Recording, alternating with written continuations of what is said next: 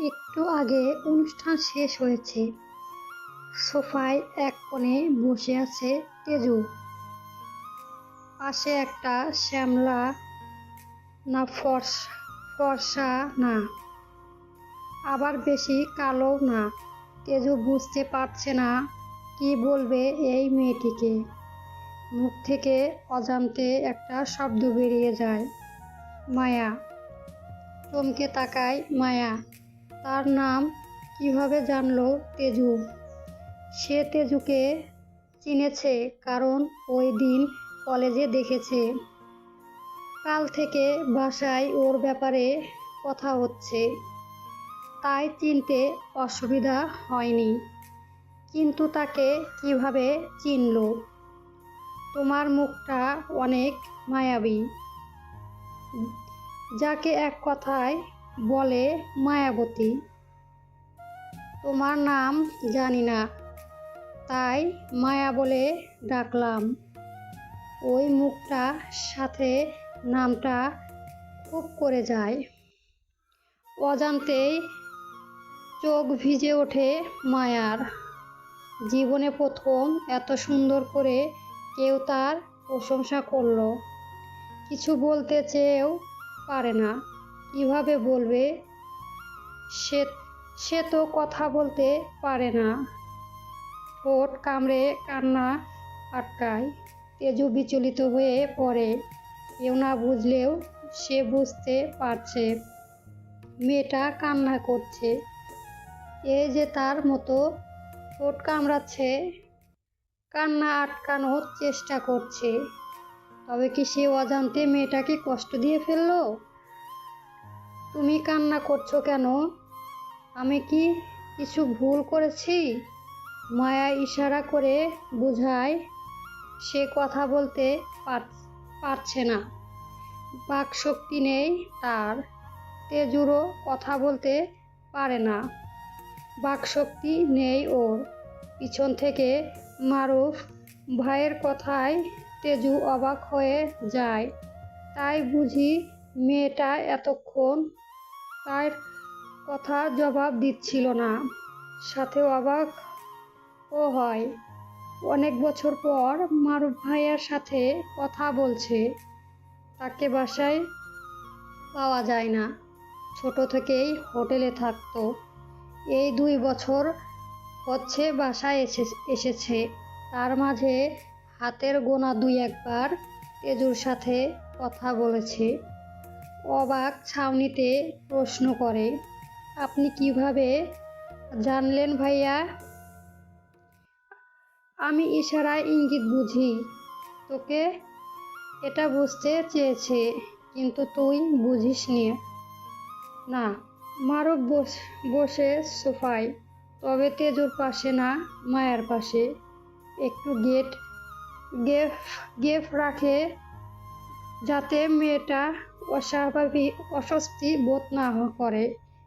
জীবনে অনেক মেয়ে দেখেছে মারুফ, কিন্তু এমন মেয়ে খুব কম দেখেছে। ডাগর ডাগর জল, টাইম খুব আঁকি, জোড়া ভ্রুর সাথে কাচ সমান কালো কুচকুচে চুল। এত লম্বা নয়, হবে প্রায় 4 ফিট 9 ইঞ্চির মতো। তার বুক পর্যন্ত হবে কিনা সন্দেহ। এক নজরে ভালো লেগে যায় মারুফের। বাকশক্তি নেই তো কি হয়েছে? সে না হয় এই মেয়ে হয়ে সারা জীবন কথা বলবে। তার বাকশক্তি সে হয়ে উঠবে। মারুফ বিশ্বাস করে, একটা মানুষের সব দিকে পূর্ণতা নিয়ে জন্মাতে হবে, এমন কোনো কথা নেই। থাকুক না হয় একটু ত্রুটি। তোমাকে আমি প্রথম কলেজে দেখেছি। বন্ধু হবে আমার? মায়া ইশারা করে বলে, হাত এগিয়ে দেয়। ভীষণ ভালো লেগেছে তার তেজুকে, কিন্তু তেজু বুঝতে পারছে না। লাস্তারা বুঝেছে, কিন্তু প্রথমবার কি বলেছে জানে না। হেবলা কান্তার মতো মাথা নাড়িয়ে হাত মিলায়। ওকে, আমরা বন্ধু আজ থেকে, কিন্তু আমি তো এখানে আসি না, আর আসবো কি না জানি না। তোমার নাম্বারটা দাও, আমি মেসেজ দিব, ভিডিও কলে কথা বলবো। মারুফ বুঝতে পারে তেজুর প্রথম কথাটা বোঝেনি, কিন্তু শেষেরটা বুঝেছে। তাই নিজে বুঝিয়ে দেয়, তেজুও তো কলেজে পড়ে, একটু আগে এটা বুঝিয়েছে। তাই প্রতিদিন চাইলে তোদের দেখা হবে। মারুফের যত দেখছে তত অবাক হয়ে যাচ্ছে মায়া। লোকটা তার সব কথা বুঝেছে, কিন্তু কি করে? একবার নিজের হাতের দিকে তাকায়, আর একবার মারুফের হাতের দিকে। সে আর এই মানুষটার মাঝে হাজার পার্থক্য। কেমন ব্রিটিশদের মতো ফর্সা, আর সে কালো, শ্যামলাও বলা যায় না। মানুষটা লম্বা, সে তার অর্ধেকও নয়। চুলগুলো লম্বা, পিছনে ঝুঁটি করা মেয়েদের মতো, আর সে মেয়ে হলেও চুল কোঁকড়ানো। সব কিছু উঠিতে দেখে চোখ নামিয়ে ফেলে। মায়া, এখানে কি করিস? আম্মু ডাকছে, যা উপরে। পিছন থেকে আদেশের স্বরে শেহজাদ বলে ওঠে। মায়া খুব ইচ্ছে করলো তাকাতে, কিন্তু পারবে না। ভাইয়া এসেছে, কথা একটু এদিক ওদিক হলে হয়তো সবার সামনে থাপ্পড় লাগাবে। উঠে মারুফের পাশে কেঁদে চলে যায় উপরে মায়ের কাছে। মায়া হেঁটে যাওয়ার বাতাস শরীরে লাগতেই মারুফের হৃৎপিণ্ড কেঁপে ওঠে। হাঁসফাঁস লাগছে। তবে কি সে অজান্তে মেয়েটাকে নিজের মন দিয়ে বসলো? রিহানের কানে ফোন, কথা বলছে একজনের সাথে, কিন্তু চোখ আর মস্তিষ্ক সব তেজুর দিকে। এতক্ষণ সব কিছু মনোযোগ দিয়ে দেখছে। শেহজাদকে সেখানে যেতে দেখে মেজাজ খারাপ হচ্ছে। খুঁজে নিয়েছে এটা তার ওয়ারল্যান্ড লোক, পিএইচ গ্যাং এর লিডার, যার অনুমান করেছে এইটাই সত্যি হয়েছে। বোন চলে যেতেই শেহজাদ আস্তে করে তেজুর পাশে বসতে চায়, কিন্তু কোথা থেকে বীর এসে ধপ করে বসে পড়ে। বীরের এমন কাজে রেগে তীক্ষ্ণ দৃষ্টিতে তাকায় শেহজাদ। এই বীরের জন্য তেজু একটু কাছাকাছি ঘেঁষতে পারছে না। কেমন ছায়ার মতো আগলে রাখছে। খাওয়া থেকে হাত ধোয়া পর্যন্ত পাশাপাশি থাকছে। তা বুঝতে অসুবিধা হয় না। এ তেজুকে ভালোবাসে। শুধু ভালোবাসে না, পাগলের মতো ভালোবাসে। কিন্তু লাভ নেই। এই মেয়েকে তার ভালো লেগেছে। ছলে বলে কৌশলে ঠিক নিজের করে নেবে। এমনিতেই একটু পর শুরু হবে আসল খেলা। গিয়ে মারুফের পাশে বসে। তেজুর পাশে বীরকে বসতে দেখে স্বস্তি নিঃশ্বাস নেয় রিহান। ভালো করে পরখ করে দেখে 3 ইঞ্চির মতো ফাঁক রেখেছে তেজু থেকে নিজেকে। বীরের এই কাজটা ভালো লাগে, সেজন্য একটু হলেও বিশ্বাস করে। তার তেজকে কখনো পবিত্রভাবে স্পর্শ করে না। যেদিন সবার মতো তেজের দিকে খারাপ নজরে তাকিয়ে খারাপ স্পর্শ করবে, সেদিন বাকিদের মতো তার শেষ দিন হবে। যতই তার তেজের খেয়াল রাখুক, তাকে ছোঁয়ার একমাত্র অধিকার রিহান তালুকদারের। স্যার শুনতে পাচ্ছে। কি করব মুহিদের? ফোনের ওই পাশ থেকে শামীমের কথায় ভাবনা থেকে বের হয়ে নজর সরিয়ে নেয়। পাথরের মতো শক্ত কণ্ঠে বলে, ঠিক রাত 11টায় ইন্সপেক্টর অরণ্যকে খবরটা দিবি। রাত 2টায় যেন মৃত্যুর খবর তালুকদার বাড়িতে আসে। এর 1 মিনিট যেন এদিক ওদিক হয় না। এমন শক্ত কণ্ঠ শুনে শামীমের কলিজা কাঁপে। বুঝতে পারছে না এখন খবর দিলে কি হয়েছে। তাও বসের হা তো হা মিলায়, না হলে দেখা যাবে তার মাথাটা থাকবে না। আচ্ছা ঠিক আছে বস। শামীম কল কেটে মুহিদের দিকে তাকায়। তার বস অনেক বেশি চতুর, খবর যাতে না ছড়ায়। ঠিক একটা লেটর ফাটর হাসপাতালে ভর্তি করেছে। ডাক্তার সব টাকা দিয়ে কিনা নিয়েছে, যার কারণে খবর ছড়ানো 1%ও সম্ভাবনা নেই। শামীম ভালো করে মুহিদের দিকে তাকায়।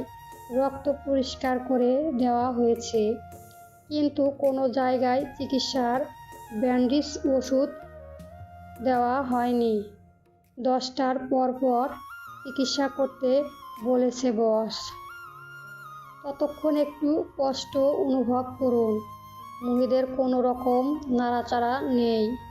নাকে হাত না দিলে বোঝা যায় না মরেছে নাকি বেঁচে আছে। কি ভয়ঙ্কর দেখতে লাগছে।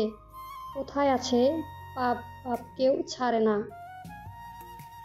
আজ এই ধর্ষকের পতন হয়েছে তার বসের হাতে। কত মেয়েকে ধর্ষণ করিয়েছে হিসেব নেই। বারবার টাকার জোরে পেছে গেছে। রাত 9টা। সোফায় গোল হয়ে ড্রয়িং রুমে বসে আছে সবাই। রিহানের 2 মামা। আরমান চৌধুরী মারা গিয়েছে।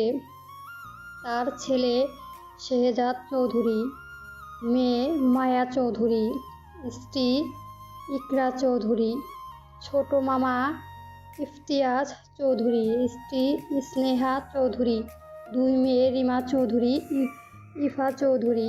তেজুর কাছে অদ্ভুত লাগছে সব কিছু। যেখানে তাকে সামান্য কোনো কথার মাঝে রাখে না, আজ সেখানে এত মানুষ কি গুরুত্বপূর্ণ কথা বলবে। সেখানে তাকে বসতে বলেছে, তাকে ছাড়া নাকি হবে না। ভাইয়া, আমি তেজুকে শেহজাদের বউ করে নিয়ে আসতে চাই। উনি বেঁচে থাকায় বারবার তেজুর কথা বলেছে শেহজাদের জন্য। আমি ভাবিকে বলছি। নিশ্চয় ভাবি আপনাকে বলেছে। এমনিতেই আমার ছেলেও ও তেজুকে পছন্দ করেছে। চমকে যায়, বীরের হাতে মুঠ করে রাখে। আগেই জানতো এমন কিছু একটা হবে। তেজু বিস্ময়ক নিয়ে প্রথমবার রিহানের দিকে তাকায়। কেন তাকিয়েছে জানে না, কিন্তু তাকায়। রিহান আগে থেকে তাকিয়েছিল। চোখাচোখি হয়ে যায় দুজনের।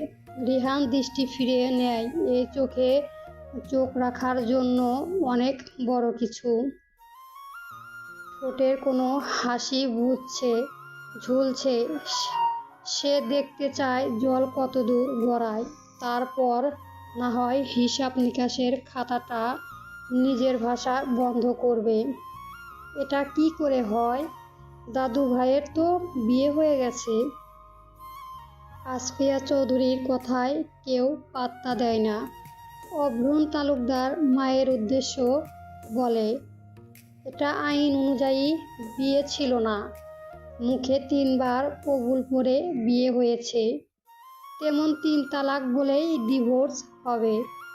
আমি এইভাবে তেজুর জীবনটা ধ্বংস হতে দিতে পারবো না। যদি রিহান তেজুকে ভালোবাসে, লোক সম্মুখে এই সম্পর্কের গুরুত্ব দিত, তাহলে আমি নিজে কখনো এই বিয়ে হতে দিতাম না। কিন্তু যেখানে রিহান এই বিয়ের মানে না, সেখান থেকে তেজুর জীবনটা নষ্ট হোক আমি চাই না। তাই বিয়ে হবে শেহজাদের সাথে। ছেলে ভালো ব্যবসা করে, আমার চেনা পরিচিত। তাই আমি এক পায়ে রাজি। আমি ভাবির সাথে একমত। আমার বন্ধুদের ইচ্ছা অনুযায়ী আমি পূর্ণতা দেব। তেজুও সুখে থাকবে। তেজু, তুই কি বলিস? তেজুর দিকে সবাই তাকায় উত্তরের আশা। শরীর কাঁপছে তেজু, ভয় জেঁকে ধরেছে, সাথে অবাক হচ্ছে বড় আব্বুকে দেখে। তিনি তার কথা এত ভাবে কখনো ভাবতে পারেনি। তিনি ভালো না বাসলেও কখনো খারাপ কথা বা অত্যাচার করেনি, কিন্তু কখনো সাপোর্টও করেনি, ভালোবেসে আগলে নেয়নি। আজ সবার সামনে ভালোবাসার প্রকাশ করতে দেখে অনেক বেশি অবাক হয়। কি বলবে ভেবে পাচ্ছে না। বড় মার দিকে তাকাতেই দেখে কটমট দৃষ্টিতে তাকিয়ে আছে। ওর মতামতের কি আছে? এত বছর আমাদের ঘাড়ে চেপে খাচ্ছে, সে অনুযায়ী আজ তো আমাদের কথা ভাবতে পারে। একটু তো ঋণ শোধ করুক। তেজুই কি বলবে ভেবে পাচ্ছে না। ঋণ শোধ করবে কি সে? টলমল চোখে বীরের দিকে তাকায়।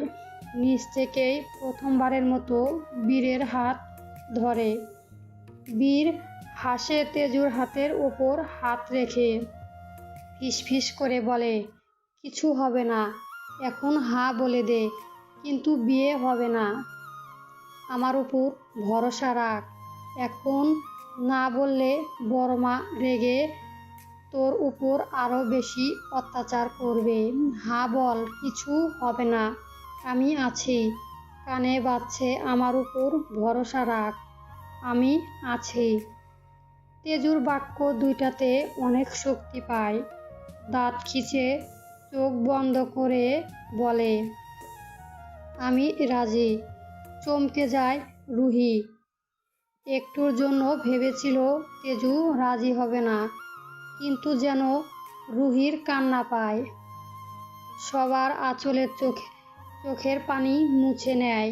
তবে কি তার কথা ঋণ শোধ করার জন্য মেয়েটা রাজি হয়ে গেল? ঠিক আছে, তাহলে আর 2 মাস পর এপ্রিলের 22 তারিখে বিয়ে। তেজু মামুনি এখন এখানে ছোট এপ্রিল 6 তারিখে 18তে পা দেবে। তাই আমি চাই 18 বছরে বিয়ে হোক, যাতে কেউ আগের মতো কিছু বলতে পারে না। অভ্রম তালুকদারের কথা সবাই সায় জানায়। তেজুর চোখ বয়ে 2 ফোঁটা জল গড়িয়ে পড়ে। তা মাটিতে ছোঁয়ার আগেই বীরের হাত পড়ে। বীর ভয়ঙ্কর দৃষ্টিতে সেজেদারকে দেখে। এই বিয়ে যে সে বেঁচে থাকতে হবে না, কিন্তু তা তেজুরানী ভীষণ জেদি, কিছুতেই এই বাড়ি থেকে যাবে না। এখন যদি বিয়েতে না বলে তাহলে বাড়ি গিয়ে হয়তো নিঃশ্বাসটাই বন্ধ করে দেবে। তাই না চাইতেও হা বলতে বলেছে। ঠিক আছে ভাইয়া, তাহলে এই কথাই রইল। ইকরার চৌধুরী কথায় বিরতিতে রুহি বলে ওঠে, ওকে, তাহলে আমি বাড়ি যাই। রাত হয়ে যাচ্ছে। এখন তো তোর আশায় যাওয়ার আগে থেকেই বেশি হবে। কথা বলে বেরিয়ে যায় সবাই। এইবার বীরের পাশে বসে তেজু। বাবাকে রিহানের গাড়িতে পাঠিয়েছে, পিছনে মায়ের সাথে দাদু। রাত 11টা, তালুকদার বাড়ি। রিহান দাঁড়িয়ে আছে ছাদে, পাশে আবরাম তালুকদার। রিহানের হাতের মাঝে সিগারেটে যা এক টান দিচ্ছে, সাথে আকাশে ধোঁয়া ছাড়ছে। সিগারেটের শেষ টান দিয়ে পায়ের সাথে পিষে ফেলে। বাবা, তুমি কিন্তু কথার খেলাপ করছো। মায়ের কথায় কেন গা ভাসাচ্ছ? আমাকে কি কথা দিয়েছিল মনে নেই? তেজুকে সারা জীবন আমার সাথে থাকবে, তুমি বাধা দিবে না। কিন্তু আজ এমন কেন নিজের কথা ভুলে যাচ্ছ? আভরণ হাসে, ছাদ থেকে নিচে বাগানের দিকে তাকিয়ে জবাব দেয়, আমার দেওয়া কথা মনে আছে আমার, কিন্তু তুমি তো নিজের দেওয়া কথা ভুলে গেছো। তুমি কথা দিয়েছিলে তেজুকে ভালোবাসবে, আগলে রাখবে, লোক সম্মুখে তোমাদের সম্পর্কের কথা তুলে ধরবে। তেজু বড় হলে দ্বিতীয়বার বিয়ে করবে, ওর উপর কোনো রকম অত্যাচার করবে না, সব সময় বিপদ থেকে আগলে রাখবে। কিন্তু কই তোমার কথা? কোনো কথাই তো তুমি রাখছো না। তুমি যদি নিজের কথাই না রাখো, আমি কেন রাখবো? আমিও আবার বিয়ে দেব, তেজু সুখে থাকবে। কথা শেষ করে আভরণ তালুকদার চলে যায়। রিহান রেগে কি করবে ভেবে পায় না। একের পর এক ঘুষি মারছে ছাদের ফ্লোরে, রক্তে ভিজে যাচ্ছে হাত, কেউ বুঝছে না তার ব্যথা। সে কি ইচ্ছে করে করছে সব? সে বাধ্য এই সব করতে।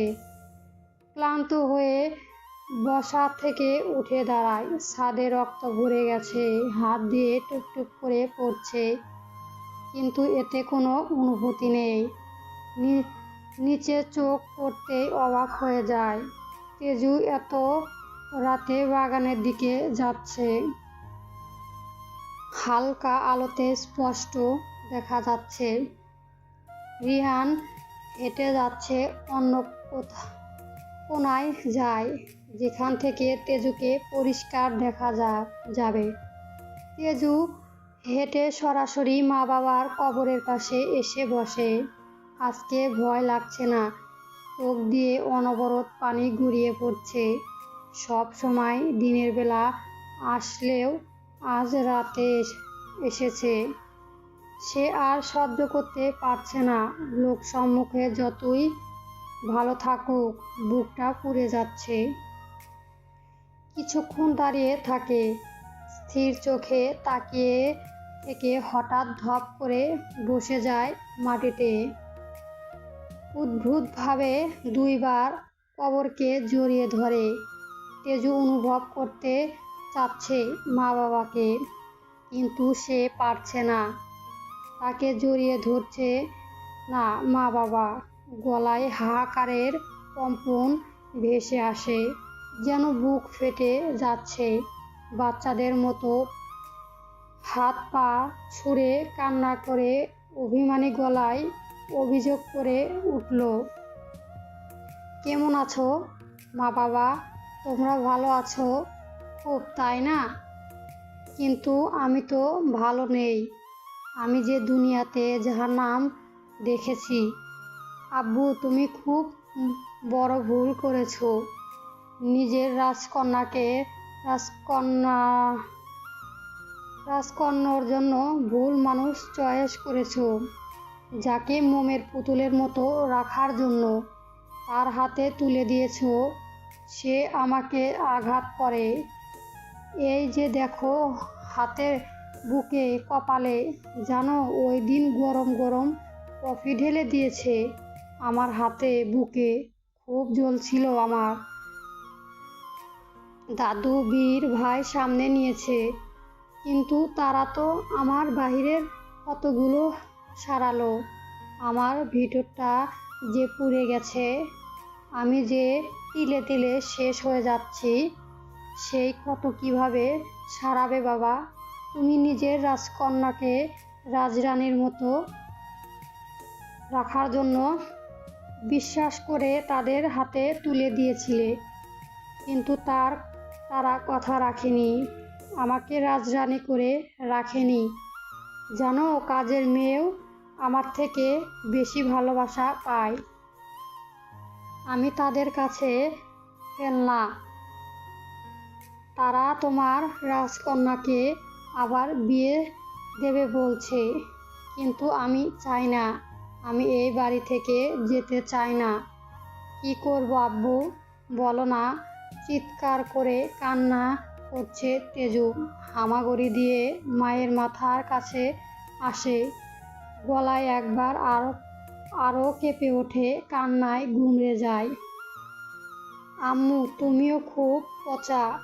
তোমার মামুনিকে ফেলে খুব সুখে আছো বাবাকে নিয়ে, তাই না?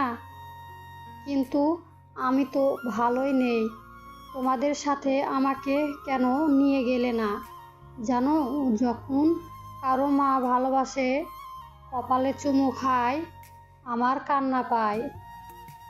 আমার খুব ইচ্ছে হয় সেই ভালোবাসা পাওয়ার, কিন্তু আমাকে দেওয়ার মতো মানুষ নেই। আমার খুব লোভ হচ্ছে আম্মু, তোমার মুখে মামুনি ডাক শোনার। তুমি চলে যাওয়ার পর কেউ আমাকে এই নামে একবারও ডাকে নাই। যদি তোমাদের সাথে না নিয়ে যাবে, তাহলে ছোট থাকতে গলা টিপিয়ে মেরে ফেলতে। আমি যে সহ্য করতে পারছি না। কান্নার সাথে একাধারে অভিযোগ করছে তেজু, প্রশ্ন করছে, কিন্তু উত্তর দেওয়ার মানুষগুলো নীরবে শান্তিতে শুয়ে আছে। পরনে সাদা কাপড় মাটি লেগে রংচঙে হয়ে গেছে। ডাগর ডাগর চোখগুলো পানিতে প্রায় টুমোর। হামাগুড়ি দেওয়ার কারণে কোমর সমান চুল খুলে গেছে। দেখতে কেমন অদ্ভুত লাগে। তেজু নিঃশব্দে কান্না করছে। কিছুক্ষণ পর উঠে আবারও মায়ের কবরের মাঝখানে আসে। ঠিক পাশে মাটিতে একটা পুতুল আঁকে আঙুল দিয়ে, খুঁচিয়ে খুঁচিয়ে কান্না মুখে। হঠাৎ হাসতে হাসতে পাগলের মতো সে আঁকা মাটি পুতুলের প্রতিচ্ছবিতে চুমো খায়। কণ্ঠস্বর ভাঙা হাসি থেকে কাঁদো স্বরে মিলিয়ে যায়। তুই সবার কাছে নীরব হয়ে থেকে গেলি। কেউ তোর অস্তিত্বর কথা জানলো না, কেউ তোকে জানার প্রয়োজন মনে করলো না। তুই এরকম সারা জীবন নীরব থেকে যাবি। কারো কাছে নিজেকে প্রকাশ করতে পারবি না। সেই আঁকা মাটিতে একধারে চুমা খেতে খেতে তেজু বলতে থাকে, সাথে ফুপাচ্ছে। ছাদ থেকে মস্তকবিহীন লাশের মতো রিহান দেখে যাচ্ছে। ঘামছে রিহান। যে কোনো দিন আফসোস হয়নি, সে আজ ভীষণ ভয় পাচ্ছে। বুঝতে পারছে নিজের মৃত্যুর পথ সে নিজে আস্তে ধীরে তৈরি করেছে। চোখ লাল টুকটুকে হয়ে গেছে, ঠোঁট কামড়ে ধরে আছে, কিন্তু নিজের চেষ্টায় সফল হতে পারে না। জীবনের দ্বিতীয়বারের মতো চোখ থেকে পানি গড়িয়ে পড়ে। নীরব দৃষ্টিতে আকাশের দিকে তাকায়। কণ্ঠ ভারী, কিন্তু আবেগ ভেসে পড়ে। সেই তিতা সত্যিটা বলে ওঠে, যেদিন আমার মুখ থেকে ভালোবাসি শব্দটা শুনবি, সেই দিন তোর বুকে গুলি চলবে। জান, একটু ভালোর জন্য তোকে আমি হারাতে পারবো না। এত অভিযোগ করিস কেন? আমি যে সহ্য করতে পারছি না। আমাকে একটু সময় দে। পৃথিবীর সব সুখ তো পায়ের কাছে ফেলবো। ছাদে বসে কান্না করছে রিহান। কেউ এই অবস্থা তাকে দেখলে হয়তো নিজেকে পাগল বলবে। আজ পর্যন্ত কেউ তার চোখের পানি দেখেনি। জীবনে একবার কেঁদেছিল, তাও সে এই নারীর জন্য। আজ আজ আবারও কান্না করছে সেই নারীর জন্য। সবাই তাকে আসান, রাগী, জেদি, উগ্র, গ্যাংস্টার হিসেবে চিনলেও তার মাঝে যে একটা মন আছে, তা সে খুব গোপনে এই নারীর জন্য সরিয়ে রেখেছে। রিহান পকেট থেকে রুমাল বের করে চোখ মুছে নিল। উঠে দাঁড়িয়ে বাগানে তাকায়। নেই, চলে গেছে তেজ। নিজেও সিঁড়ি বয়ে নিজে নেমে যায়। হাসপাতাল, রাত 11টা। অরণ্য দাঁড়িয়ে আছে মুহিদের সামনে। তার সাথে কেউ নেই। একজন ফোন করে বলছে তালুকদার বাড়ির ছেলে মুহিত তালুকদারকে কেউ মেরে হাসপাতালে ভর্তি করেছে। টিমের অন্য সদস্যরা আসতে একটু দেরি হবে। খবর পাওয়া মাত্রই অরণ্য চলে এসেছে। তার চোখে আগ্রহ আর উদ্বেগ দুটোই মিশে আছে। যেন জানে কিছু ভয়ঙ্কর ঘটনা অপেক্ষা করছে। অরণ্যর কণ্ঠে কাঁচা কাঁপে ওঠে। হরফগুলো আছড়ে পড়ে। ফিস ফিস করে বলে, কেমন লেগেছে মুহিব? চিনতে পারছো আমাকে? ফুলের ভাই অরণ্য চৌধুরী। মনে পড়ে সেই 2 বছর আগের কথা? মুহিত শুনে জবাব দিতে পারবে না। কিভাবে দেবে? জিহ্বা নেই। ঘরের পরিবেশ টান টান। তার নিঃশ্বাসও যেন অনির্দেশ। মুহিদের চোখে ভীতি, সুস্বপ্নের স্মৃতি জেগে ওঠে। সে ভুলে যেতে চেয়েছিল, কিন্তু অতীত তার কাঁধে লেগে আছে। অতীত 2 বছর আগে। দুপাশে বিনি করা ব্লু কালারের স্কুল ড্রেস, ক্রাশ বেল্ট, কোমরে বেল্ট, ওড়নাটা সামনের দিকে গিট মেরে ফেলে রাখা। ফুল লাফিয়ে লাফিয়ে হাঁটছে। আজ ভীষণ খুশি, কারণ তার বেস্ট ফ্রেন্ড তেজু। ফুলের খুশি দেখে তেজু খুশি। ফুলের হাসি তার ভালো দিনের সঙ্গী। আজকে অনেক কষ্ট করে স্কুল এসেছে। সকাল 5টায় উঠে নামাজ পড়ছে। সবার জন্য নাস্তা বানিয়েছে। সব কিছু পরিষ্কার করেছে। তবু বড় মা বলছে না আসতে, কারণ দুপুরে রান্না করতে হবে। অনেক কষ্টের মধ্য দিয়ে এসেছে। থাপ্পড়ও খেয়েছে। টিফিন ঘন্টায় চলে যেতে হবে। সব কষ্টের উদ্দেশ্য একটাই, আজই এই চঞ্চল মেয়েটার জন্মদিন। নিশ্চয় ভাইয়ের সাথে ঝগড়া করে চলে এসেছে বরাবরের মতো তার উইশ এর আশায়। আমাকে গিফট দেবে না হানি ডাকটা শোনার সাথে তেজুর মন শান্তি ছোঁয়া পায়। গিফট? তেজু মনে পড়ে 5 দিন আগেই বীর ভাইকে বলে গিফট এনে রেখেছে। সে ছটফট করে ব্যাগ খোলে। সুন্দর একটা পুতুল, কাচের ভেতরে সাদা ফ্লুকে, যেন রমিনাটা তার ফুল বানু। খুব দামি মনে হয় জানে না। এগিয়ে দেয় ফুলের দিকে। ফুল হাতে নেয়, কিন্তু মুখের হাসি নেই। সে অন্য কিছু আশা করেছিল, প্রতি বছরের মতো। কিন্তু হানির হাতে তো এইবার সেটা নেই। মন খারাপ হয়ে যায়। তেজু সব দেখে মুচকি হেসে বের করে নিজের তৈরি সাদা কাপড়ে মোড়ানো রুমাল। তার উপরে কালো সুতায় ঝকঝক করে আমার ফুলবানু।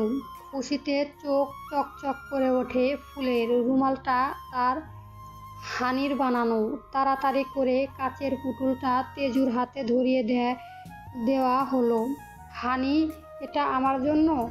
খুব সুন্দর হয়েছে।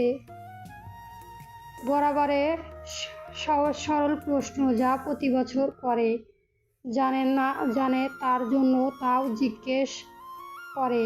তেজু অবাক হয়ে যায়। ফুলকে যত দেখে তত ভালো লাগে। তেজু মুগ্ধ চোখে তাকিয়ে আছে ফুলের হাসি খুশি মুখটা দিকে। সামান্য তার তার জন্য এই দামি পুতুলটা অবহেলা করল। তেজু হঠাৎ রাস্তার মাঝে শক্ত করে জড়িয়ে ধরে তার ফুলবানুকে। কেন যেন তেজুর ভয় লাগছে। হানির এমন জড়িয়ে ধরা দেখে ফুলও জড়িয়ে ধরে। ফুল, তুই কখনো আমাকে ছেড়ে যাবি না? আমি তোকে ছাড়া থাকতে পারবো না, ভীষণ ভালোবাসি। আমিও হানি। টং দেওয়ালের পাশ থেকে মুহিত তীক্ষ্ণ নজরে তাকিয়ে আছে ওদের দিকে। পাশে তার দুই বন্ধু। মুহিতের বন্ধু খোঁচা দিয়ে বলে ওঠে, কিরে, মামার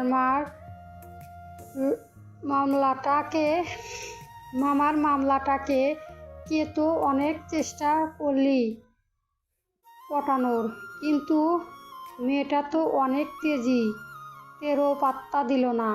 মুহিতের গায়ে উষ্ণতা ছাড়াই রাগ আর লোভে মিশে আছে। লোভটা চোখে। ফুলের শরীরটার কাছে পরীক্ষিত। তার জীবনে কত মেয়ে এসেছে গিয়েছে হিসাব নেই।